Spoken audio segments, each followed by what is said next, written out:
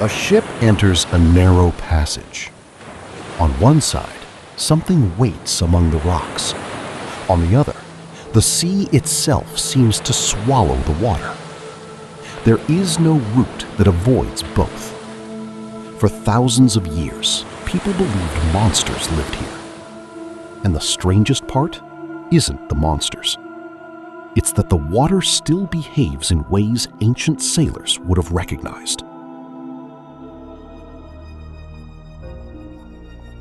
Strange ground. This is the Strait of Messina.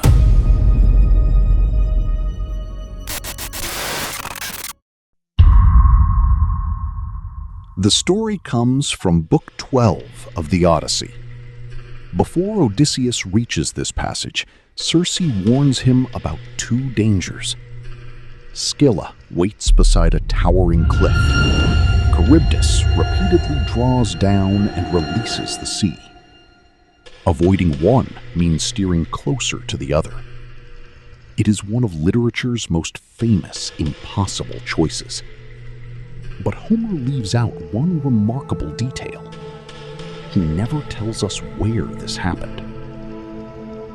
Centuries later, people looked at the Strait of Messina and believed they had found the answer. The Strait of Messina separates northeastern Sicily from mainland Italy. At its narrowest, the two shores are only about 3 kilometers apart.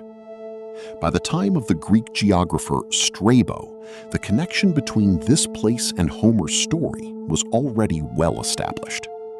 He identified the rocky Calabrian shoreline with Scylla and dangerous eddies near Messina with Charybdis.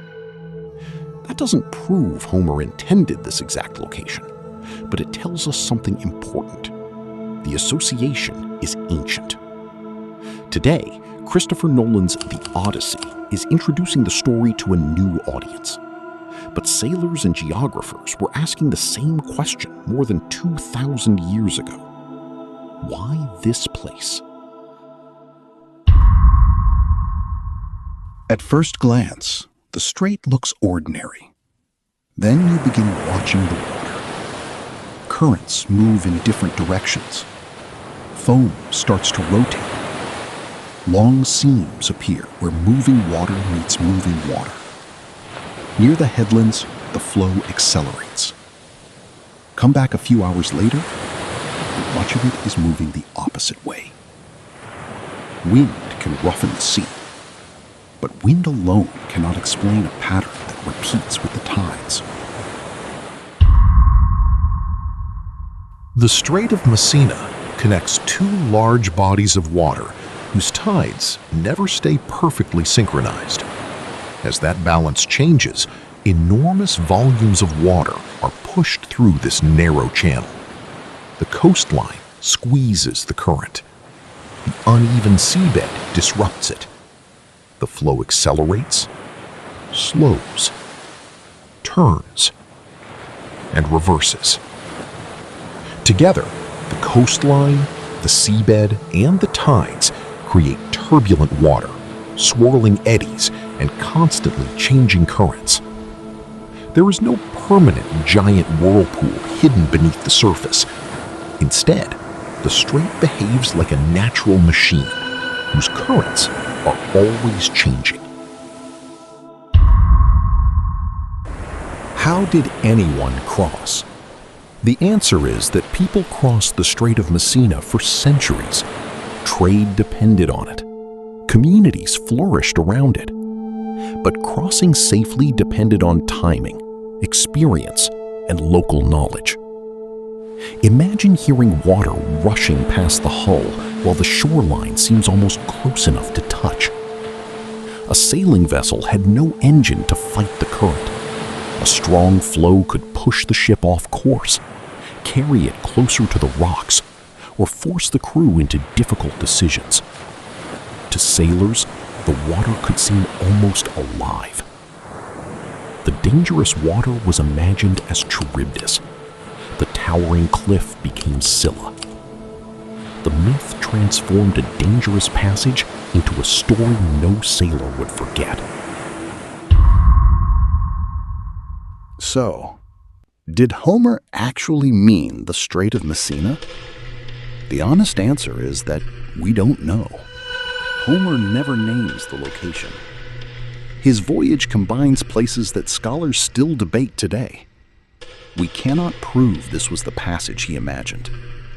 But later observers saw enough similarities to associate this narrow strait with his story. Its rocky shoreline, its reversing currents, its dangerous eddies.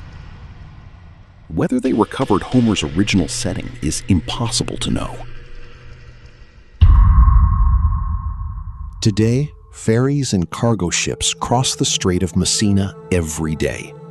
Its currents are measured, its tides are predicted, its dangers are understood. No one needs monsters to explain the water anymore. But the place itself hasn't changed. The channel still narrows. The current still accelerates. The water still turns beneath every ship that enters it. The monsters may belong to poetry. The currents belong to science. But the experience belongs to anyone who has ever crossed these waters. So if you had sailed into this narrow passage and watched the sea turn beneath your ship, what story would you have told? Places like this shouldn't exist, but they do. If you enjoyed this investigation, like the video and subscribe to Strange Ground. And if you're not ready to leave yet, another case is waiting on your screen now. Until next time, stay curious.